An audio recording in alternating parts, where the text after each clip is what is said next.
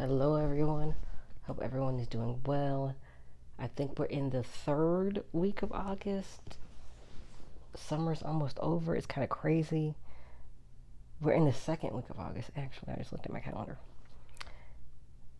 I don't have a calendar on the wall anymore, so I can't even look at that. Um, but yeah, so we're back for the second part of reviewing Beyonce's discography, and I'm going to talk about the concert just a little bit.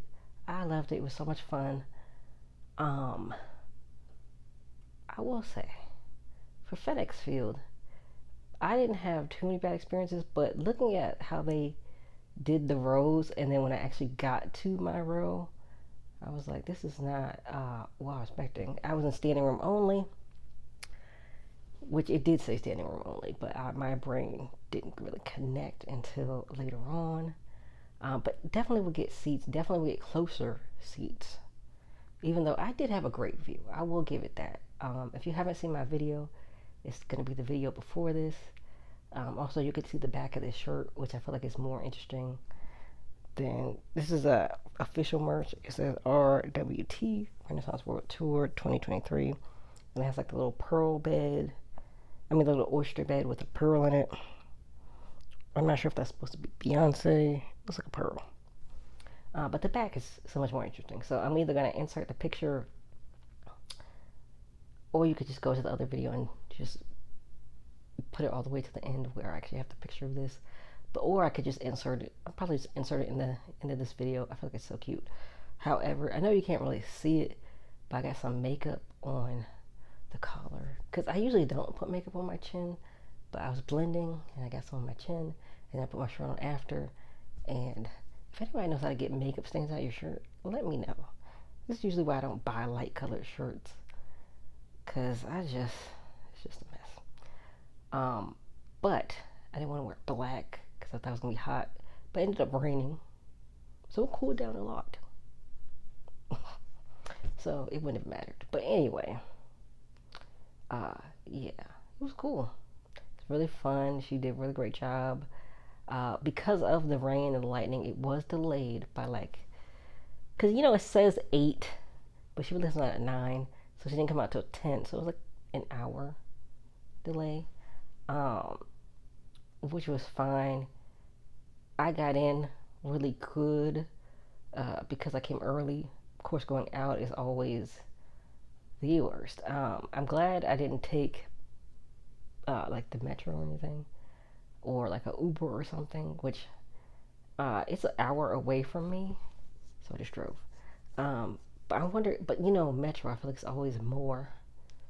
So then I didn't have to walk from the metro station and then back to the metro station in the middle of the night. So that was good for me. But let's get into today's video. If you want to see my favorite clips and stuff, go watch the video before this where I posted out everything I liked about it. All of my favorite parts the of the concert. So yeah. So now we're talking about Beyonce. I mean, we're talking about Beyonce, but the self-titled album Beyonce in all capitals. I'm gonna give a little background information because it's like, because it really revolutionized music. So here it goes. It was released in the early hours. I think it was like midnight, actually. December 13th, 2013, through Parkwood Entertainment and Columbia Records as a complete surprise. Developed as a visual album, every song is accompanied by a non-linear short film that illustrates the musical concepts conceived during production, which I guess I could say this when I get to the music videos.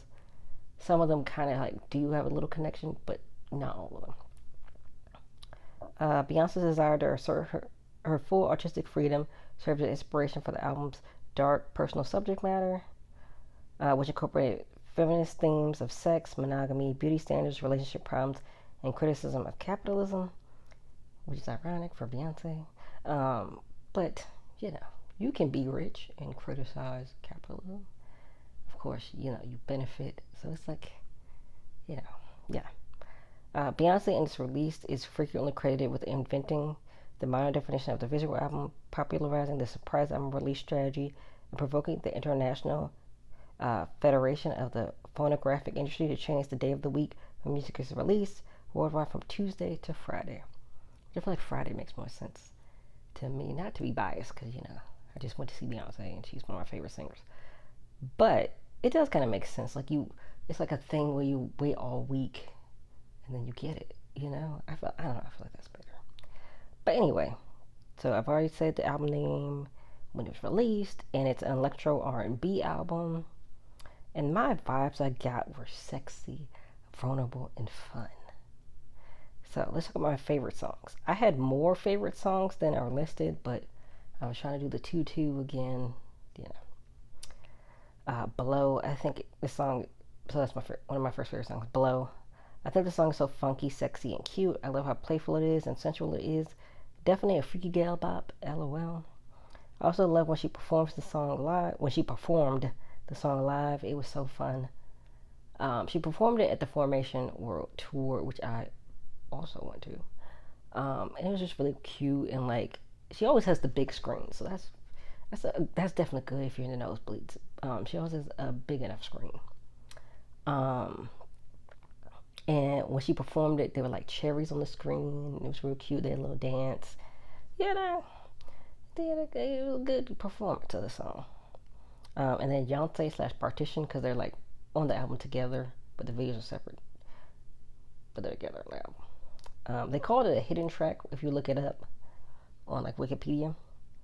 And of course, I picked another sexual song, LOL. But really, I do love both songs so much. I love how assertive and cocky Beyonce is, and it gives I Know That I'm That Bitch vibes. And Partition is a classic sexual and sensual song. Just wanting to be, the fantasy girl your partner wants and being spontaneous with them and showing them sex can still be very exciting. Very, very sexy bop. Even though when I think about it now, like after Lemonade came out and I thought about the song, I'm like, that's kind of sad now. I mean, I know they've made up, but like her and Jay-Z made up. But, she's like, I want to be the girl you like. And then we find out there was some infidelity. I didn't have any least favorite songs, actually. So, yeah. My favorite videos I have 3, so I'll pick 3. I like Haunted. I love how different this was for her, and like it was very American Horror Story vibes. I love how there were all these different rooms with unique things happening in them. And I love the gothic and like the BDSM vibes of the video. It's like really different for her. Below, once again, LOL. It's on my favorites list. But I just love this video so much. It's so colorful and fun. It has the 80s vibes and like the early 2000s like skating vibes, like ATL, roll bounce. Well, maybe not roll bounce, was like 70s, but more of ATL, like, doing the skating and stuff. It's just a fun, cute video to me. I just love that video. Mine. This video is very like abstract art-esque and like interpretive dance-esque. And I love those elements because it made the video stand out. It was very unique and like beautiful to look at. So, yeah. And then I actually do have some least favorite videos. I put them together because I kind of have the same critiques for both. It was Drunk in Love and Beyonce. They're like the most basic videos on the album. Drunk in Love video, like it had so much potential. I have a typo. It had with a H, not a G. It had like so much potential. You have the watermelon and the surfboard lines. You know what I mean? But it's just her and Jay-Z dancing on the beach in black and white. Boring, LOL. Beyonce was also pretty basic, and it looks so like 2013 specific. Like you definitely know where it is, but I feel like the other videos don't have like they have like a more like you can see it today and don't feel like it's aged, And I feel like the song also had potential to have a better video too. Could have had some like fun, playful choreography, something, but it was kind of mad at me. So I'm gonna review the album and review the videos. So I think this album is mellow, but has so much variety on subject matters and sounds that don't drag. Like Dangerously in Love, getting hit with a stray. All the songs are even more unique than on that album too, and you could tell there were many different things Beyonce was going through, from wanting to feel sexy again after childbirth to wanting to reinvent herself music-wise. It's definitely a journey through the many different facets of her. I really enjoyed this album.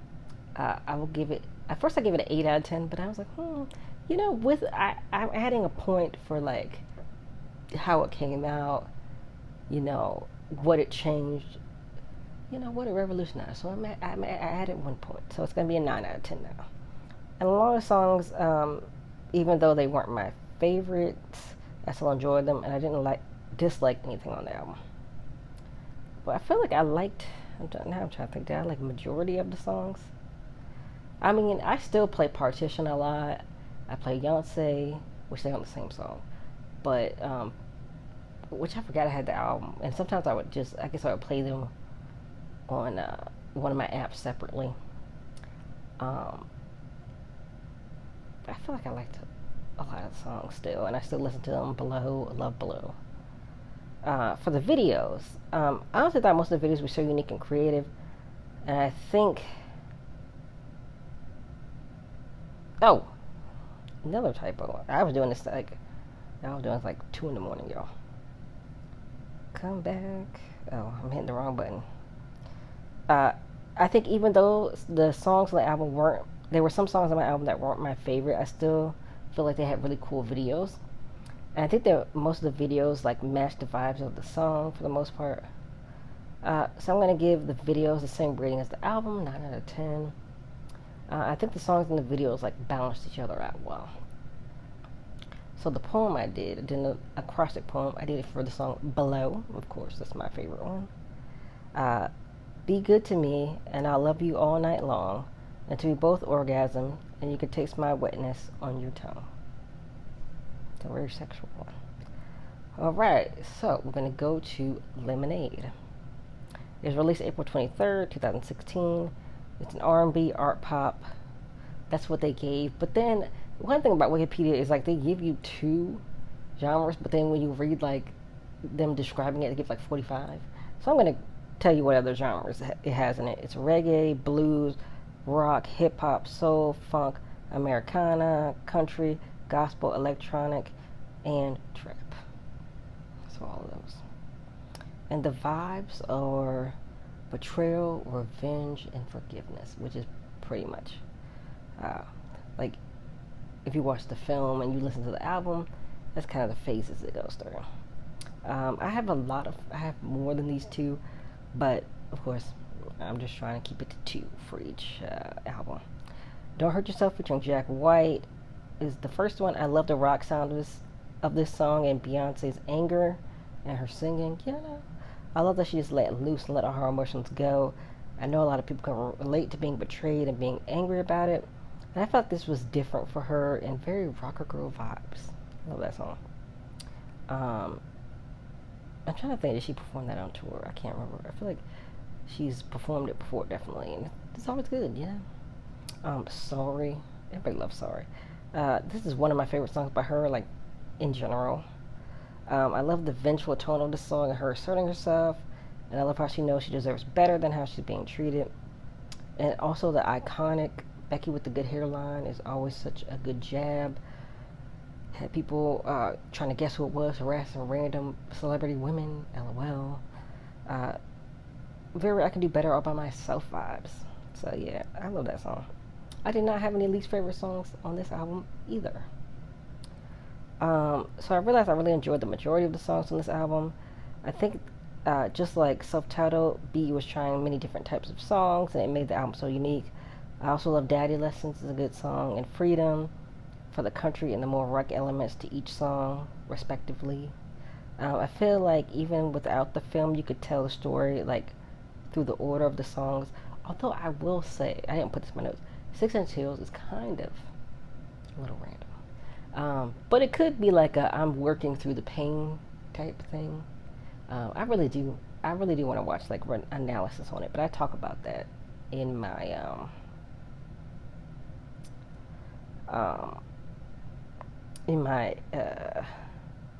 review of the film, which I'm gonna get to right after this.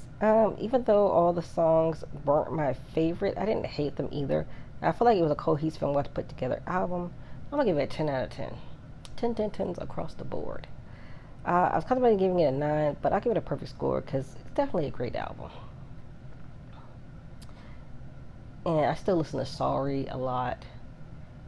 Uh, don't hurt yourself. When you're in the mood to get your anger out, yeah, like don't hurt yourself and do your own performance in your bedroom. I'm gonna give my opinion on the film now. The film has so much symbolism that deserves a deeper dive. But from what I can see, without any extra interpretation, it's a very powerful film. There are some things I have questions about, but I want to watch some analysis.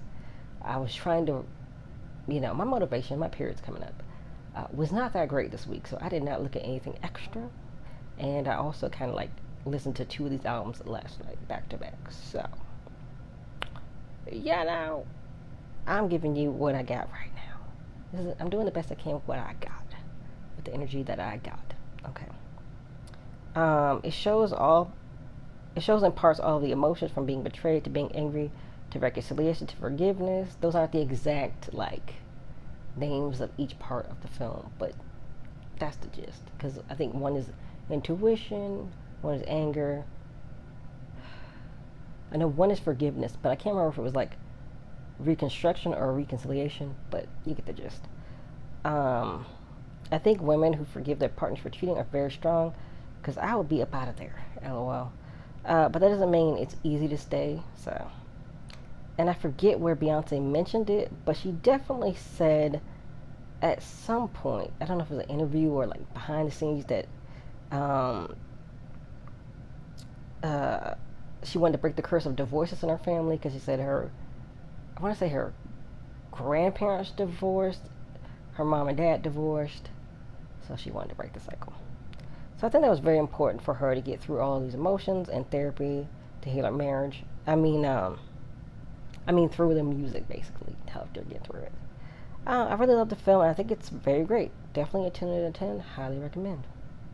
My poem is called Lemonade. Letting go of the hurt and every other emotion that comes with it. Making it up to me by being open about your mistakes and never repeating them again.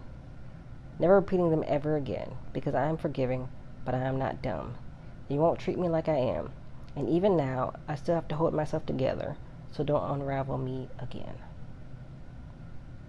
Although part of me would have been, I feel like it would have been interesting to see her up and leave Jay-Z, because, I feel like that's also powerful, but it's her life. So I'm not gonna tell, of course, I don't know Beyonce, but, I'm not gonna tell somebody how to live their life, So the final poem in her discography, final album in her discography is Renaissance, which she's on tour for right now, which I just described I went to. It was released last year, July 29th, 2022. It has dance, house, disco, pop, and R&B as the genre. Oh, the vibes. Whoops, I did not write them down. But I'm going to give you the vibes right now. It's fun, fabulous, gay.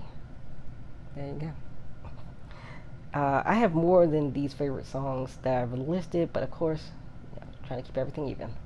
But my favorite songs, and these are also probably fan favorites as well. It's Alien Superstar, which I've already did a video about my favorite songs on Renaissance, which, I said Cuff It was my favorite, but I still love Cuff It, honestly. But I think it's, it might be dethroned, but I have more than one favorite, so, I love this album. So anyway, here we go. Alien Superstar. It's such a bop. Very confident and I'm too cool vibes. Definitely a fan favorite also, and it was fun seeing it live. Definitely a bad bitch bop. Ooh, look at all that alliteration. America Has a Problem. That might be my all-time favorite on the album now.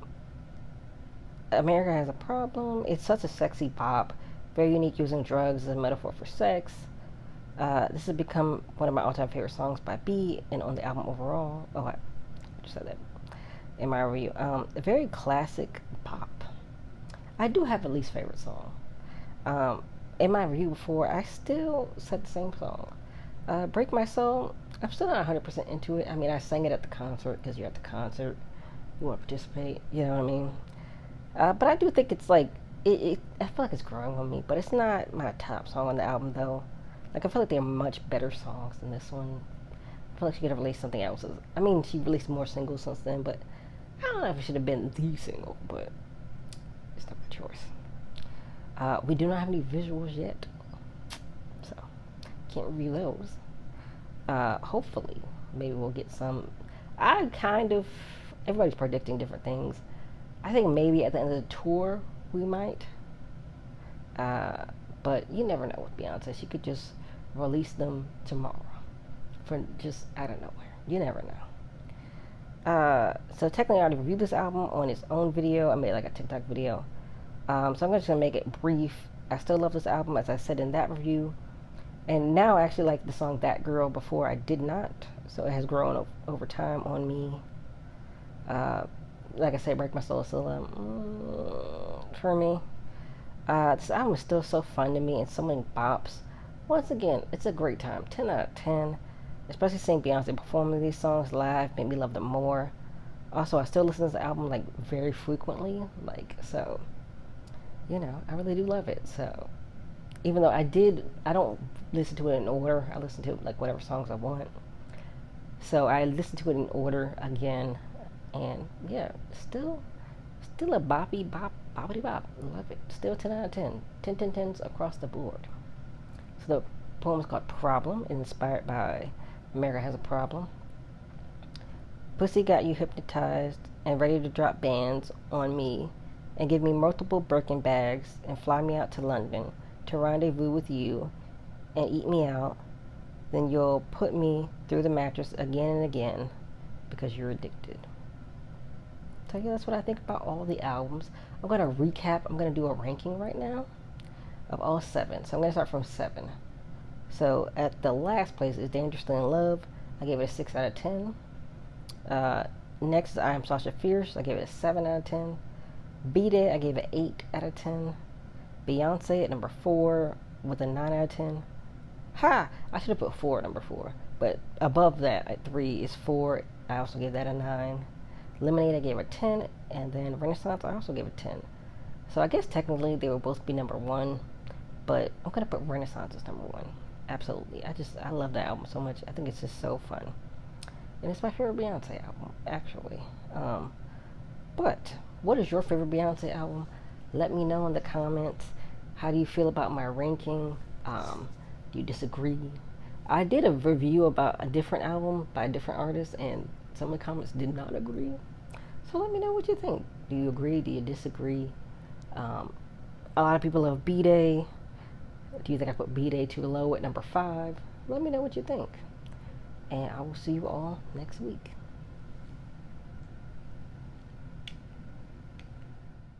So this is just my picture of the back of the shirt.